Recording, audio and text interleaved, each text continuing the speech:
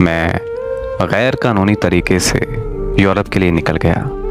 रास्ते में मुझे पानी ना मिलने की वजह से मैं बेहोश हो गया और जब मेरी आंख खुली तो मुझे एक ख़तरनाक तंजीम ने बांध रखा था।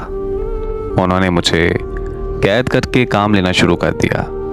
1 साल बाद मैं भागने में कामयाब हो गया।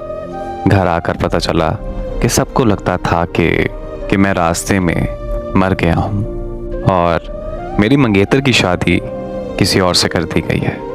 मैं उससे मिलने गया तो वो मुझे देखकर बहुत ज़्यादा रोई और मेरे साथ चलने के लिए तैयार हो गई।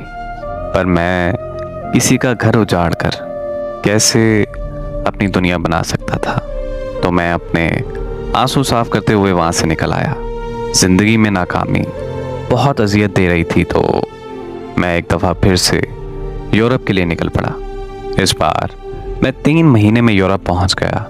2 साल बाद पता चला कि उसका शौहर एक हादसे में मारा गया है, तो मैं अपने गांव वापस गया और उससे शादी की और उसे भी अपने साथ यूरोप ले आया। हमें यहाँ रहते हुए 1 साल ही गुजरा था कि वो बदलने लगी। क्लब में जाना, शराब पीना और रात को घर लेट आना। अगर मैं उसे कोई सवाल करता तो वो मुझसे बदतमीज़ी करने लगती। फिर एक दिन उसे मैंने शराब के नशे में किसी और मर्द के साथ सोते देख लिया। जब मैंने उससे पूछा तो उसने मुझे कहा कि मुझे तलाक चाहिए। मेरी भी सब बर्दाश्त से बाहर था, तो मैंने उसे तलाक दे दी। तलाक के बाद वो एक गैर मजहबी लड़के के साथ लिविंग रिलेशनशिप में रहने लगी।